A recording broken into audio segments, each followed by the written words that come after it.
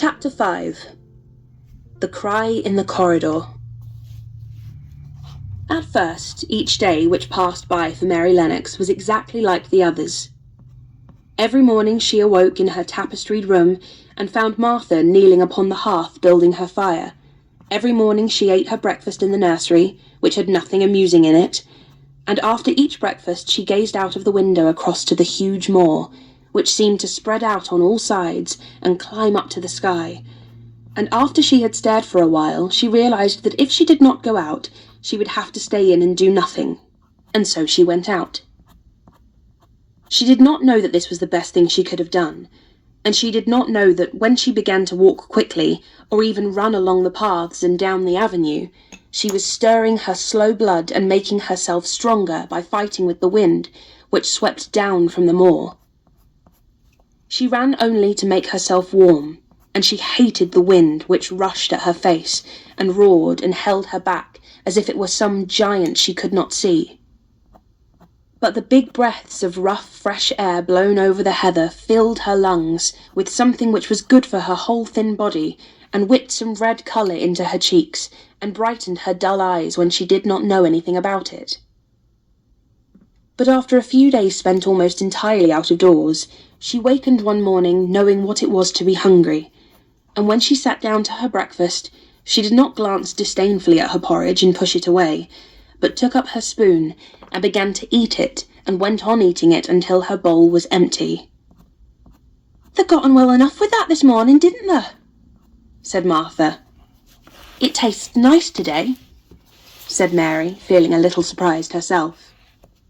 "It's t' air of t' moor that's given thee stomach for the victuals," answered Martha. "It's lucky for thee that there's got victuals as well as an appetite. There's been 12 in our cottage as had t' stomach and nothing to put in it. You go on playing you out of doors every day, and you'll get some flesh on your bones and you won't be so yeller." "I don't play," said Mary. "I have nothing to play with." "Nothing to play with!" exclaimed Martha. "Our children play with sticks and stones. They just runs about and shouts and looks at things." Mary did not shout, but she looked at things. There was nothing else to do. She walked round and round the gardens and wandered about the paths in the park. Sometimes she looked for Ben Weatherstaff, but though several times she saw him at work, he was too busy to look at her or was too surly. Once when she was walking towards him, he picked up his spade and turned away, as if he did it on purpose. One place she went to oftener than to any other. It was the long walk outside the gardens with the walls around them. There were bare flower beds on either side of it, and against the walls ivy grew thickly. There was one part of the wall where the creeping dark green leaves were more bushy than elsewhere. It seemed as if for a long time that part had been neglected. The rest of it had been clipped and made to look neat, but at this lower end of the walk, it had not been trimmed at all. A few days after she had talked to Ben Weatherstaff, Mary stopped to notice this and wondered why it was so. She had just paused and was looking up at a long spray of ivy swinging in the wind when she saw a gleam of scarlet and heard a brilliant chirp, and there, on the top of the wall, perched Ben Weatherstaff's robin redbreast, tilting forward to look at her with his small head on one side. "Oh!" she cried out. "Is it you? Is it you?" And it did not seem queer at all to her that she spoke to him as if she was sure that he would understand and answer her. He did answer. He twittered and chirped and hopped along the wall as if he were telling her all sorts of things. It seemed to Mistress Mary as if she understood him too, though he was not speaking in words. It was as if he said, "Good morning. Isn't the wind nice? Isn't the sun nice? Isn't everything nice? Let us both chirp and hop and twitter. Come on, come on." Mary began to laugh, and as she hopped and took little flights along the wall, she ran after him. Poor little thin, sallow, ugly Mary. She actually looked almost pretty for a moment. "I like you! I like you!" she cried out, pattering down the walk. And she chirped and tried to whistle, which last she did not know how to do in the least. But the robin seemed to be quite satisfied and chirped and whistled back at her. At last he spread his wings and made a darting flight to the top of a tree, where he perched and sang loudly. That reminded Mary of the first time she had seen him. He had been swinging on a tree-top then, and she had been standing in the orchard. Now she was on the other side of the orchard and standing in the path outside a wall, much lower down, and there was the same tree inside. "It's the garden no one can go into," she said to herself. "It's the garden without a door. He lives in there. How I wish I could see what it is like." She ran up the walk to the green door she had entered the first morning. Then she ran down the path, through the other door, and then into the orchard, and when she stood and looked up, there was the tree on the other side of the wall, and there was the robin, just finishing his song and beginning to preen his feathers with his beak. "It is the garden," she said. "I am sure it is." She walked round and looked closely at that side of the orchard wall, but she only found what she had found before, that there was no door in it. Then she ran through the kitchen gardens again and out into the walk outside the long ivy-covered wall, and she walked to the end of it and looked at it, but there was no door. And then she walked to the other end, looking again, but there was no door. "It's very queer," she said. "Ben Weatherstaff said there was no door, and there is no door, but there must have been one 10 years ago because Mr. Craven buried the key." This gave her so much to think of that she began to be quite interested and feel that she was not sorry that she had come to Misselthwaite Manor. In India she had always felt hot and too languid to care much about anything. The fact was that the fresh wind from the moor had begun to blow the cobwebs out of her young brain and to waken her up a little. She stayed out of doors nearly all day, and when she sat down to her supper at night she felt hungry and drowsy and comfortable. She did not feel cross when Martha chatted away. She felt as if she rather liked to hear her, and at last she thought she would ask her a question. She asked it after she had finished her supper and had sat down on the hearthrug before the fire.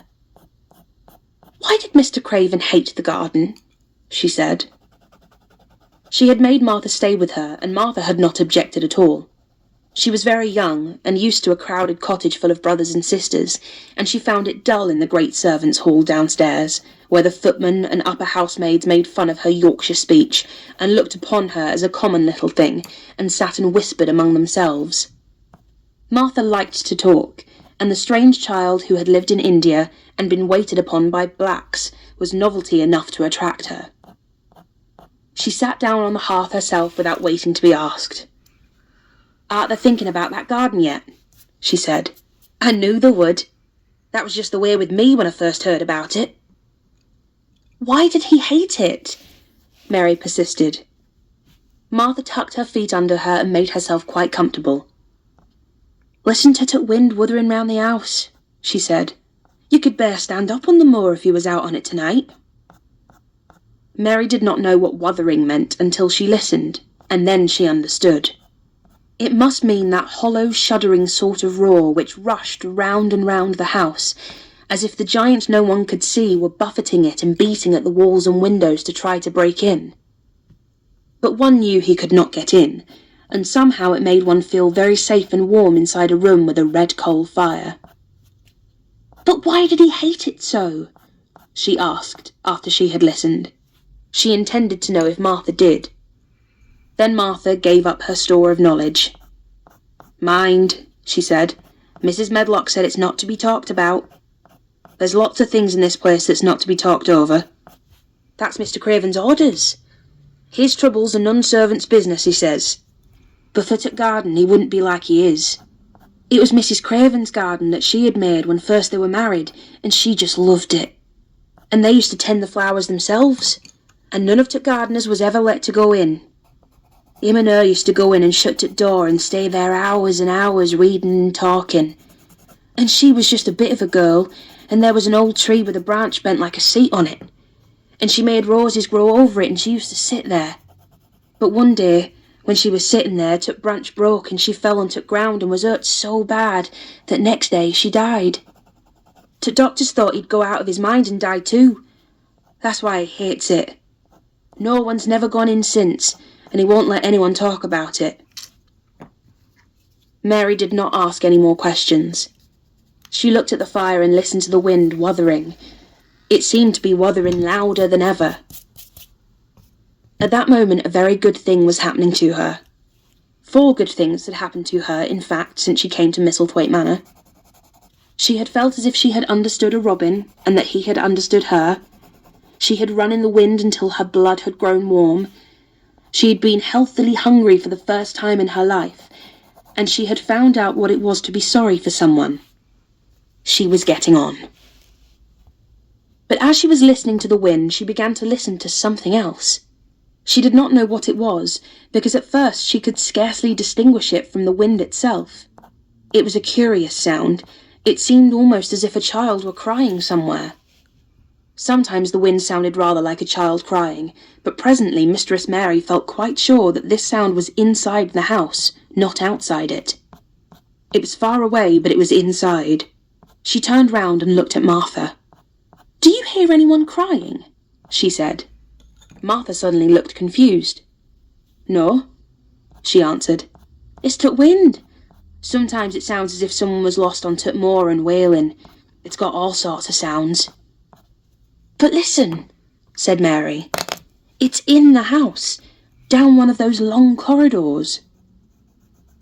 And at that very moment, a door must have been opened somewhere downstairs, for a great rushing draught blew along the passage, and the door of the room they sat in was blown open with a crash, and as they both jumped to their feet, the light was blown out, and the crying sound was swept down the far corridor, so that it was to be heard more plainly than ever. "There!" said Mary. "I told you so! It is someone crying, and it isn't a grown-up person."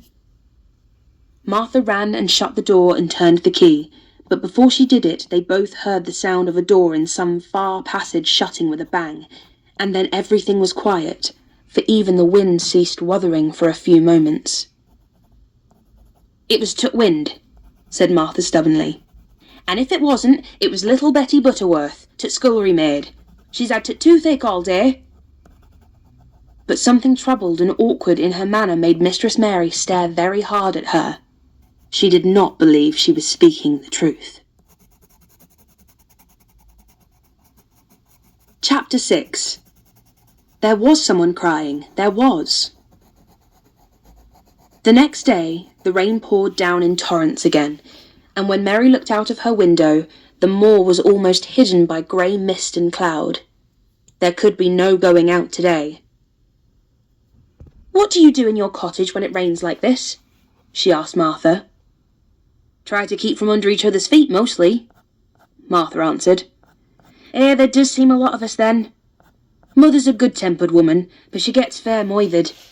The biggest ones go out into cowshed and plays there. Dickon, he doesn't mind tut wet. He goes out just tut same as if tut sun was shining. He says he sees things on rainy days as doesn't show when it's fair weather. He once found a little fox cub, half drowned in its hole, and he brought it home in tut bosom of his shirt to keep it warm. Its mother had been killed nearby, and tut hole was swum out, and tut rest of tut litter was dead. He's got it at home now. He found an half-drowned young crow another time, and he brought it home too, and tamed it. It's named Soot, because it's so black and it hops and flies about with him everywhere. The time had come when Mary had forgotten to resent Martha's familiar talk. She had even begun to find it interesting, and to be sorry when she stopped or went away. The stories she had been told by her ayah when she lived in India had been quite unlike those Martha had to tell about the moorland cottage, which held 14 people who lived in 4 little rooms and never had quite enough to eat. The children seemed to tumble about and amuse themselves like a litter of rough, good-natured collie puppies. Mary was most attracted by the mother and Dickon. When Martha told stories of what mother said or did, they always sounded comfortable. "If I had a raven or a fox cub, I could play with it," said Mary. "But I have nothing." Martha looked perplexed. "Can they knit?" she asked. "No," answered Mary. "Can they sew?" "No." "Can they read?" "Yes." "Then why doesn't they read something or learn a bit of spelling? Thou'st old enough to be learning thy book a good bit now." "I haven't any books," said Mary. "Those I had were left in India."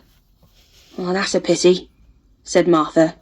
"If Mrs. Medlock let thee go into t' library, there's thousands of books in there." Mary did not ask where the library was, because she was suddenly inspired by a new idea. She made up her mind to go and find it herself. She was not troubled about Mrs. Medlock. Mrs. Medlock seemed always to be in her comfortable housekeeper's sitting room downstairs. In this queer place one scarcely ever saw anyone at all. In fact, there was no one to see but the servants, and when their master was away, they lived a luxurious life below stairs, where there was a huge kitchen hung about with shining brass and pewter, and a large servants' hall, where there were 4 or 5 abundant meals eaten every day, and where a great deal of lively romping went on when Mrs. Medlock was out of the way. Mary's meals were served regularly, and Martha waited on her, but no one troubled themselves about her in the least. Mrs. Medlock came and looked at her every day or two, but no one inquired what she did or told her what to do. She supposed that perhaps this was the English way of treating children. In India she had always been attended by her ayah, who had followed her about and waited on her hand and foot. She had often been tired of her company. Now she was followed by nobody, and was learning to dress herself, because Martha looked as though she thought she was silly and stupid when she wanted to have things handed to her and put on. "Hasn't thou got good sense?" she said once, when Mary had stood waiting for her to put on her gloves for her. "Our Susan Ann is twice as sharp as thee, and she's only 4-year-old. Sometimes thou looks fair soft in t' head." Mary had worn her contrary scowl for an hour after that, but it made her think several entirely new things. She stood at the window for about 10 minutes this morning after Martha had swept up the hearth for the last time and gone downstairs. She was thinking over the new idea which had come to her when she heard of the library.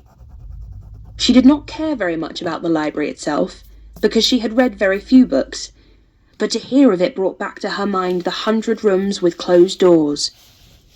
She wondered if they were all really locked, and what she would find if she could get into any of them. Were there 100 really? Why shouldn't she go and see how many doors she could count? It would be something to do on this morning when she could not go out. She had never been taught to ask permission to do things, and she knew nothing at all about authority, so she would not have thought it necessary to ask Mrs. Medlock if she might walk about the house, even if she had seen her. She opened the door of the room and went into the corridor, and then she began her wanderings.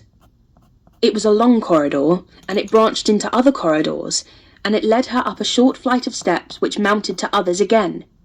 There were doors, and there were pictures on the walls. Sometimes they were pictures of dark, curious landscapes, but oftenest they were portraits of men and women in queer, grand costumes made of satin and velvet. She found herself in one long gallery whose walls were covered with those portraits. She had never thought there could be so many in any house.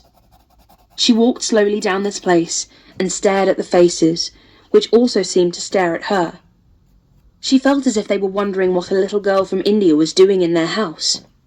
Some were pictures of children, little girls in thick satin frocks which reached to their feet and stood out about them, and boys with puffed sleeves and lace collars and long hair, or with big ruffs around their necks. She always stopped to look at the children and wonder what their names were and where they had gone, and why they wore such odd clothes. There was a stiff, plain little girl rather like herself. She wore a green brocade dress and held a green parrot on her finger. Her eyes had a sharp, curious look. "Where do you live now?" said Mary aloud to her. "I wish you were here." Surely no other little girl ever spent such a queer morning. It seemed as if there was no one in all the huge rambling house but her own small self, wandering about upstairs and down, through narrow passages and wide ones, where it seemed to her that no one but herself had ever walked.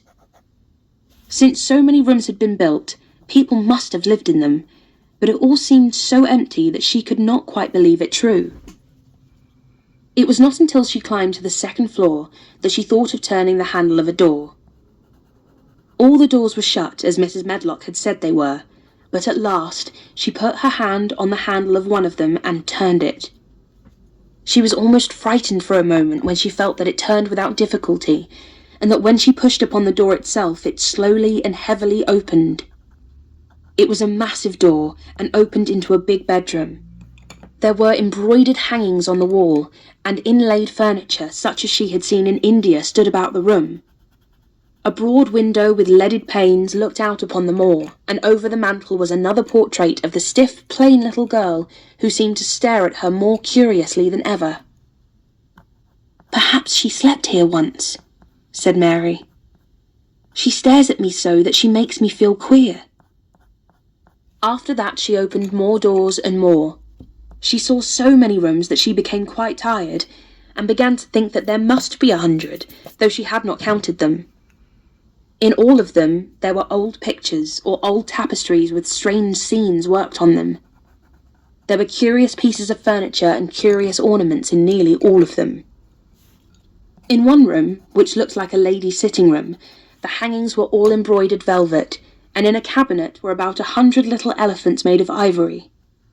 They were of different sizes, and some had their mahouts or palanquins on their backs. Some were much bigger than the others, and some were so tiny that they seemed only babies. Mary had seen carved ivory in India, and she knew all about the elephants. She opened the door of the cabinet and stood on a footstool and played with these for quite a long time. When she got tired, she set the elephants in order and shut the door of the cabinet. In all her wanderings through the long corridors and the empty rooms, she had seen nothing alive, but in this room she saw something. Just after she had closed the cabinet door, she heard a tiny rustling sound. It made her jump, and she looked around at the sofa by the fireplace, from which it seemed to come.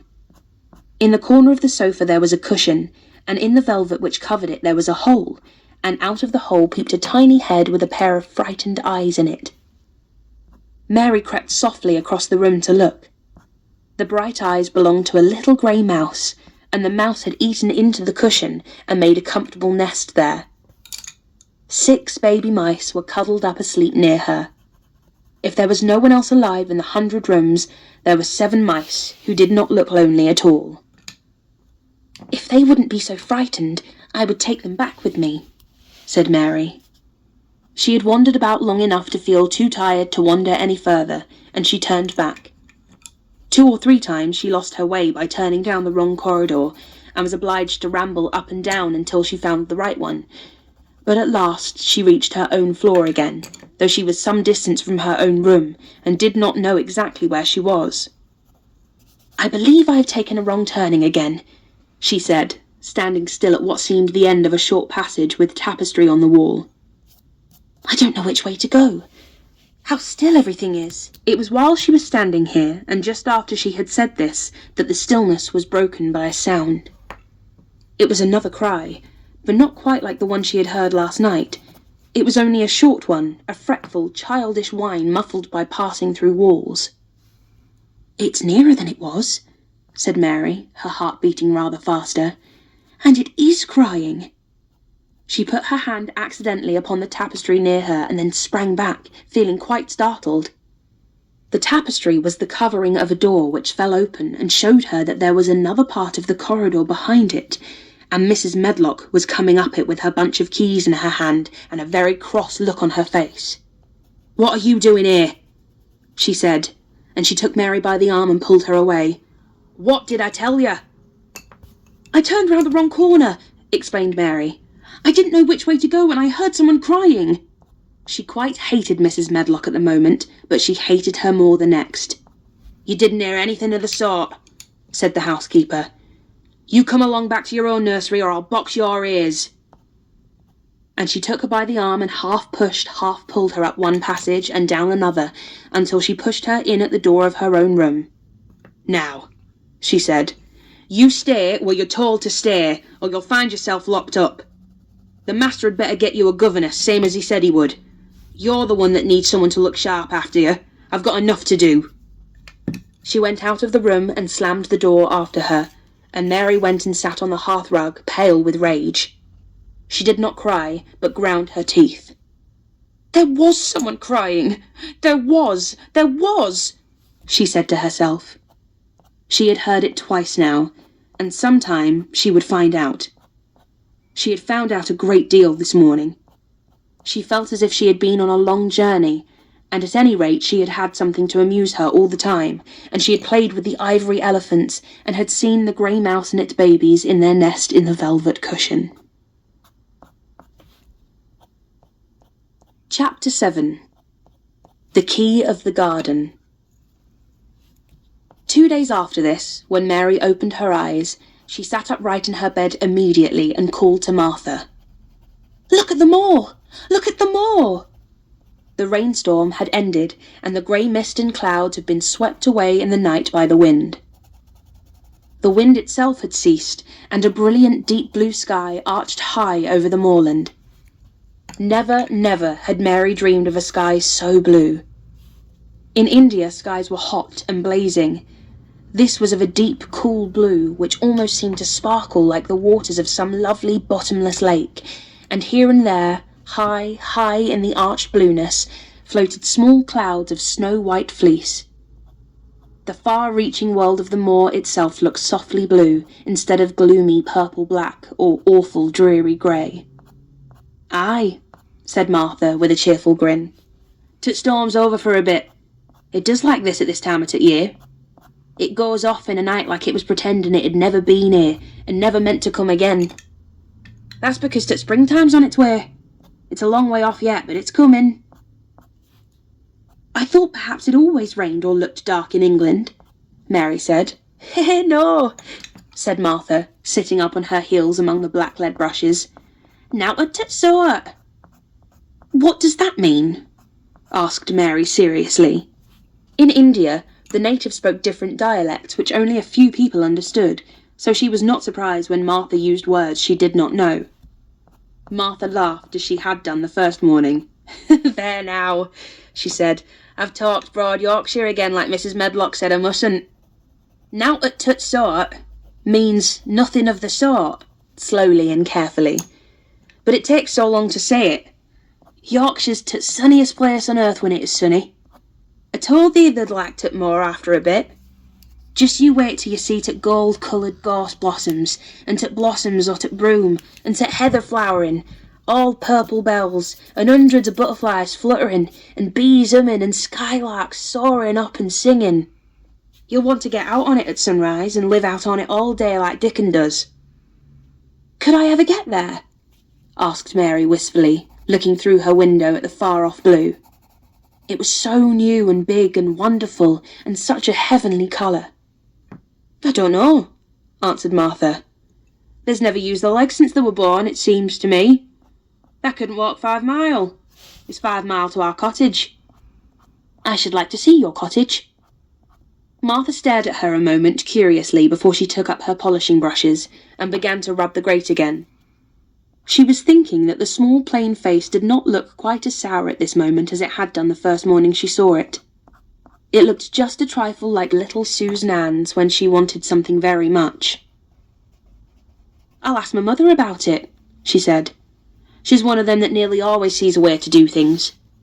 It's my day out today and I'm going home. I am glad. Mrs. Medlock thinks a lot of mother. Perhaps you could talk to her." "I like your mother," said Mary. "I should think they did," agreed Martha, polishing away. "I've never seen her," said Mary. "No, there hasn't," replied Martha. She sat up on her heels again and rubbed the end of her nose with the back of her hand, as if puzzled for a moment, but she ended quite positively.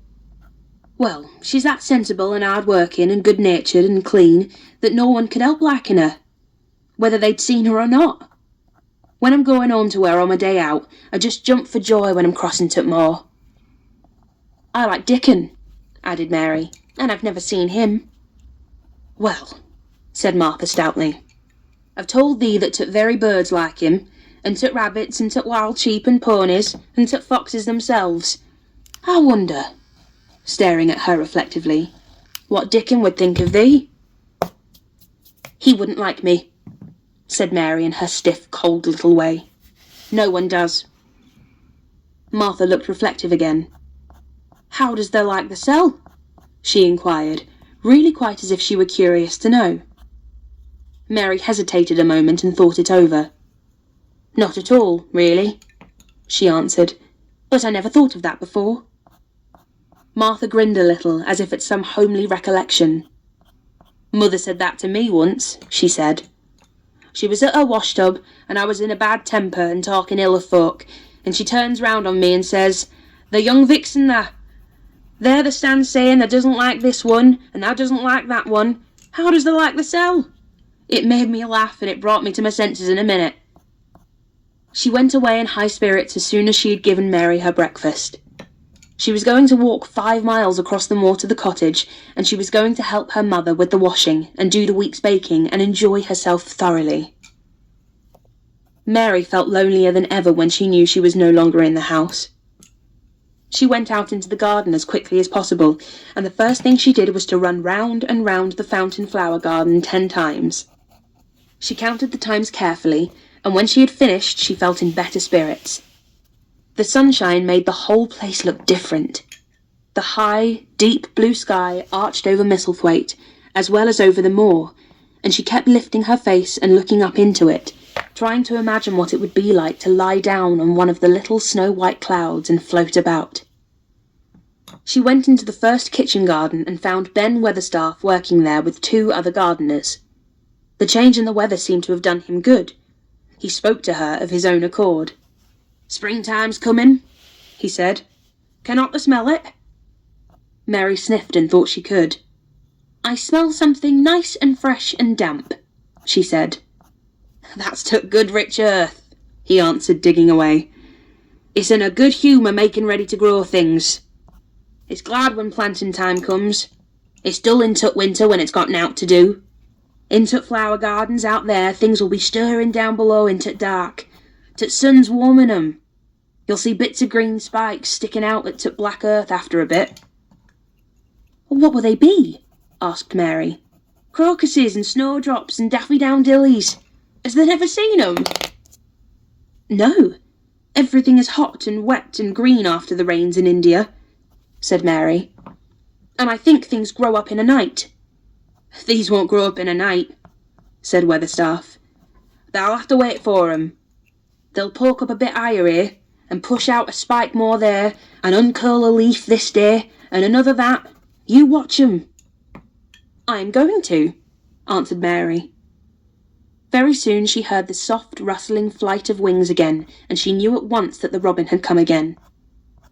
He was very pert and lively, and hopped about so close to her feet, and put his head on one side, and looked at her so shyly that she asked Ben Weatherstaff a question. "Do you think he remembers me?" she said. "Remembers thee?" said Weatherstaff indignantly. "He knows every cabbage stump in tut gardens, let alone tut people. He's never seen a little wench here before, and he's bent on finding out all about thee. There's no need to try to hide anything from him." "Are things stirring down below in the dark in that garden where he lives?" Mary inquired. "What garden?" grunted Weatherstaff, becoming surly again. "The one where the old rose trees are." She could not help asking, because she wanted so much to know. "Are all the flowers dead, or do some of them come again in the summer? Are there ever any roses?" "Ask him," said Ben Weatherstaff, hunching his shoulders towards the robin. "He's the only one as knows. No one else has seen inside it for 10 year." 10 years was a long time, Mary thought. She had been born 10 years ago. She walked away, slowly thinking. She had begun to like the garden just as she had begun to like the robin and Dickon and Martha's mother. She was beginning to like Martha too. That seemed a good many people to like when you were not used to liking. She thought of the robin as one of the people. She went to her walk outside the long, ivy-covered wall over which she could see the treetops, and the second time she walked up and down the most interesting and exciting thing happened to her, and it was all through Ben Weatherstaff's robin. She heard a chirp and a twitter, and when she looked at the bare flower bed at her left side, there he was hopping about and pretending to peck things out of the earth to persuade her that he had not followed her. But she knew he had followed her, and the surprise so filled her with delight that she almost trembled a little. "You do remember me!" she cried. "You do! You are prettier than anything else in the world!" She chirped and talked and coaxed, and he hopped and flirted his tail and twittered. It was as if he were talking. His red waistcoat was like satin, and he puffed his tiny breast out, and was so fine and so grand and so pretty that it was really as if he were showing her how important and like a human person a robin could be. Mistress Mary forgot that she had ever been contrary in her life when he allowed her to draw closer and closer to him, and bend down and talk and try to make something like robin sounds. Oh, to think that he should actually let her come as near to him as that! He knew nothing in the world would make her put out her hand towards him or startle him in the least tiniest way. He knew it because he was a real person, only nicer than any other person in the world. She was so happy that she scarcely dared to breathe. The flower bed was not quite bare. It was bare of flowers because the perennial plants had been cut down for their winter rest, but there were tall shrubs and low ones which grew together at the back of the bed, and as the robin hopped about under them, she saw him hop over a small pile of freshly turned up earth. He stopped on it to look for a worm. The earth had been turned up because a dog had been trying to dig up a mole, and he had scratched quite a deep hole. Mary looked at it, not really knowing why the hole was there, and as she looked she saw something almost buried in the newly turned soil. It was something like a ring of rusty iron or brass, and when the robin flew up into a tree nearby, she put out her hand and picked the ring up. It was more than a ring, however. It was an old key, which looked as if it had been buried a long time. Mistress Mary stood up and looked at it with an almost frightened face as it hung from her finger. "Perhaps it has been buried for 10 years, she said in a whisper. "Perhaps it is the key to the garden." Chapter 8. The Robin Who Showed the Way. She looked at the key quite a long time. She turned it over and thought about it. As I have said before, she was not a child who had been trained to ask permission or consult her elders about things. All she thought about the key was that if it was the key to the closed garden, and she could find out where the door was, she could perhaps open it and see what was inside the walls, and what had happened to the old rose trees.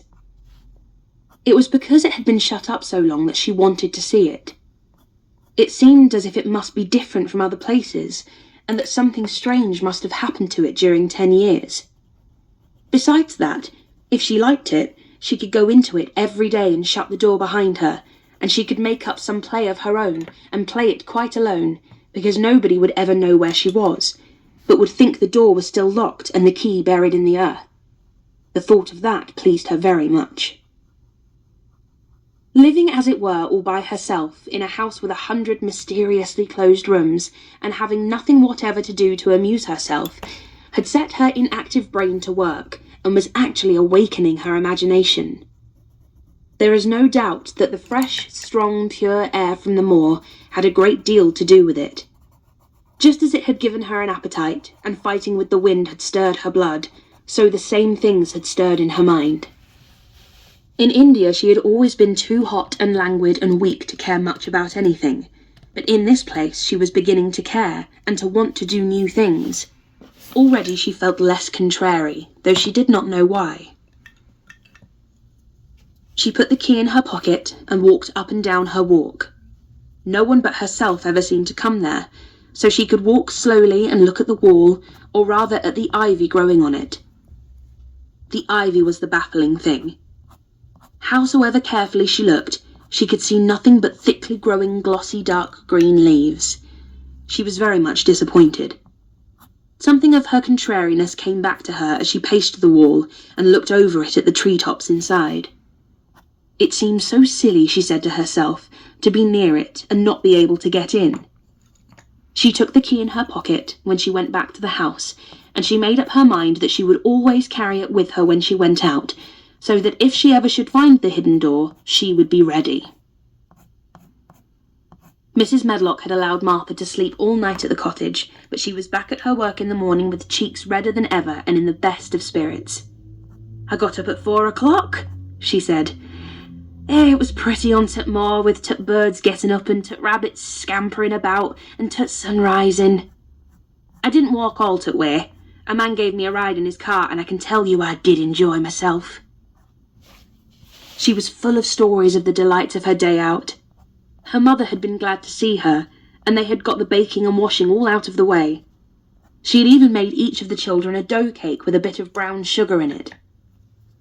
I had 'em all piping hot when they came in from playing on t' moor, and t' cottage all smelt so nice clean hot baking, and there was a good fire, and they just shouted for joy.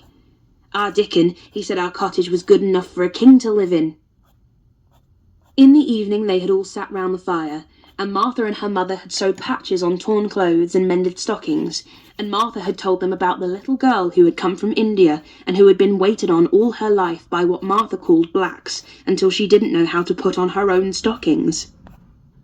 They did like to hear about you," said Martha. "They wanted to know all about t' blacks and about t' ship you came in. I couldn't tell them enough." Mary reflected a little. "I'll tell you a great deal more before your next day out," she said, "so that you will have more to talk about. I dare say they would like to hear about riding on elephants and camels, and about the officers going to hunt tigers." "My word!" cried delighted Martha. "It would set 'em clean off their heads. Would they really do that, miss? It would be the same as a wild beast show like we heard they had in York once." "India is quite different from Yorkshire," Mary said slowly, as she thought the matter over. "I never thought of that. Did Dickon and your mother like to hear you talk about me?" "Why, our Dickon's eyes nearly started out of his head, they got that round," answered Martha. "But mother, she was put out about your seeming to be all by yourself like. She said, 'Hasn't Mr. Craven got no governess for her, nor no nurse?' And I said, 'No, he hasn't, though Mrs. Medlock says he will when he thinks of it, but she says he mayn't think of it for 2 or 3 years. "I don't want a governess," said Mary sharply. "But mother says you ought to be learning your book by this time, and you ought to have a woman to look after you. And she says, 'Now, Martha, you just think how you'd feel, yourself, in a big place like that, wandering about alone and no mother. You do your best to cheer her up,' she says." And I said I would. Mary gave her a long, steady look. "You do cheer me up," she said. "I like to hear you talk." Presently Martha went out of the room and came back with something held in her hands under her apron. "What does thee think?" she said with a cheerful grin. "I've brought thee a present." "A present?" exclaimed Mistress Mary. How could a cottage full of 14 hungry people give anyone a present? "A man was driving across the moor peddling," Martha explained, "and he stopped his cart at our door. He had pots and pans and odds and ends, but mother had no money to buy anything. Just as he was going away, our Lisbeth Ellen called out, 'Mother, he's got skipping ropes with red and blue handles.' And mother, she calls out quite sudden, 'Here, stop, mister! How much are they?' And he says 2pence. And mother, she began fumbling in her pocket, and she says to me, 'Martha, there's brought thee thy wages like a good lass, and I've got 4 places to put every penny, but I'm just going to take 2pence out of it to buy that child a skipping rope.' And she bought one, and here it is." She brought it out from under her apron and exhibited it quite proudly. It was a strong, slender rope with a striped red and blue handle at each end, but Mary Lennox had never seen a skipping rope before.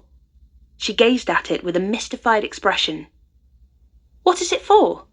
she asked curiously. "For?" cried out Martha. "Does that mean that they've not got skipping ropes in India? For all they've got elephants and tigers and camels. No wonder most of 'em's black. This is what it's for, just watch me." And she ran into the middle of the room, and taking a handle in each hand began to skip and skip and skip, while Mary turned in her chair to stare at her, and the queer faces in the old portraits seemed to stare at her too, and wonder what on earth this common little cottager had the impudence to be doing under their very noses. But Martha did not even see them. The interest and curiosity in Mistress Mary's face delighted her, and she went on skipping and counted as she skipped until she had reached 100. "I could skip longer than that," she said when she stopped. "I've skipped as much as 500 when I was 12, but I wasn't as fat then as I am now. And I was in practice."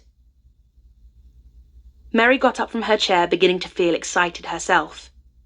"It looks nice," she said. "Your mother is a kind woman. Do you think I could ever skip like that?" "You just try it," urged Martha, handing her the skipping rope. You can't skip 100 at first, but if you practice you'll mount up. That's what Mother said. She says nothing will do her more good than a skipping rope. It's the sensiblest toy a child can have. Let her play out into fresh air, skipping, and it'll stretch her legs and arms and give her some strength in 'em. It was plain that there was not a great deal of strength in Mistress Mary's arms and legs when she first began to skip. She was not very clever at it, but she liked it so much that she did not want to stop. "Put on the things and run and skip out of doors," said Martha. "Mother said I must tell you to keep out of doors as much as you could, even when it rains a bit, so as to wrap up warm." Mary put on her coat and hat and took her skipping rope over her arm. She opened the door to go out and then suddenly thought of something and turned back rather slowly. "Martha," she said, "they were your wages. It was your twopence, really. Thank you." She said it stiffly because she was not used to thanking people or noticing that they did things for her. "Thank you," she said, and held out her hand because she did not know what else to do. Martha gave her hand a clumsy little shake, as if she was not accustomed to this sort of thing either. Then she laughed. "They are a queer old womanish thing," she said. "If that'd been our Elizabeth Ellen, they'd have given me a kiss." Mary looked stiffer than ever. "Do you want me to kiss you?" Martha laughed again. "Nay, not me," she answered. "If that was different, perhaps they'd want to the cell, but 'tisn't. Run off outside and play with their rope." Mistress Mary felt a little awkward as she went out of the room. Yorkshire people seemed strange, and Martha was always rather a puzzle to her. At first she had disliked her very much, but now she did not. The skipping rope was a wonderful thing.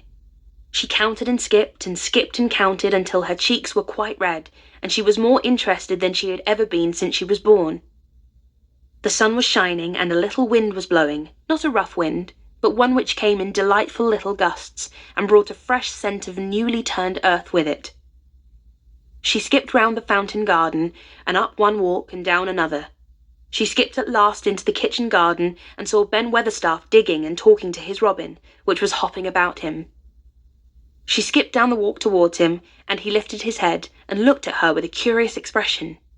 She had wondered if he would notice her. She really wanted him to see her skip.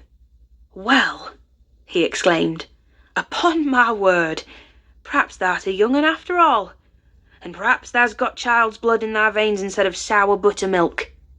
The skip red into thy cheeks as sure as my name's Ben Weatherstaff. I wouldn't have believed they could do it." "I never skipped before," Mary said. "I'm just beginning. I can only go up to 20. "They keep on," said Ben. "The shape's well enough at it for a young un that's lived with heathen. Just see how he's watching thee," jerking his head towards the robin. "He followed after thee yesterday. He'll be at it again today. He'll be bound to find out what skipping rope is. He's never seen one, eh?" shaking his head at the bird. "That curiosity will be to death of thee sometime if thou doesn't look sharp." Mary skipped round all the gardens and round the orchard, resting every few minutes. At length she went to her own special walk and made up her mind to try if she could skip the whole length of it. It was a good long skip, and she began slowly, but before she had gone halfway down the path she was so hot and breathless that she was obliged to stop. She did not mind much, because she had already counted up to 30. She stopped with a little laugh of pleasure, and there, lo and behold, was the robin swaying on a long branch of ivy. He had followed her, and he greeted her with a chirp. As Mary had skipped towards him, she felt something heavy in her pocket strike against her at each jump, and when she saw the robin she laughed again. "You showed me where the key was yesterday," she said. "You ought to show me the door today, but I don't believe you know." The robin flew from his swinging spray of ivy onto the top of the wall, and he opened his beak and sang a loud, lovely trill, merely to show off. Nothing in the world is quite as adorably lovely as a robin when he shows off, and they are nearly always doing it. Mary Lennox had heard a great deal about magic in her Ayah's story, and she always said what happened almost at that moment was magic. One of the nice little gusts of wind rushed down the walk, and it was a stronger one than the rest.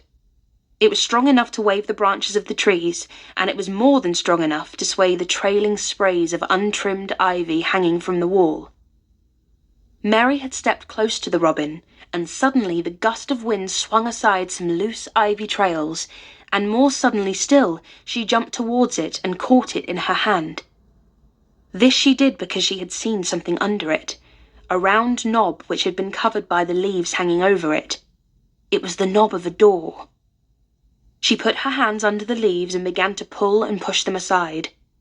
Thick as the ivy hung, it nearly all was a loose and swinging curtain, though some had crept over wood and iron.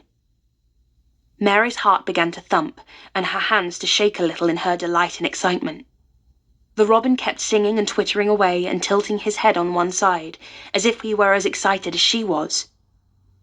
What was this under her hands which was square and made of iron, and which her fingers found a hole in? It was the lock of a door which had been closed 10 years, and she put her hand in her pocket, drew out the key, and found it fitted in the keyhole.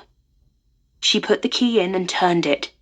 It took 2 hands to do it, but it did turn. And then she took a long breath and looked behind her up the long walk to see if anyone was coming. No one was coming. No one ever did come, it seemed, and she took another long breath, because she could not help it, and she held back the swinging curtain of ivy and pushed back the door, which opened slowly, slowly. Then she slipped through it and shut it behind her, and stood with her back against it, looking about her and breathing quite fast with excitement and wonder and delight. She was standing inside the secret garden.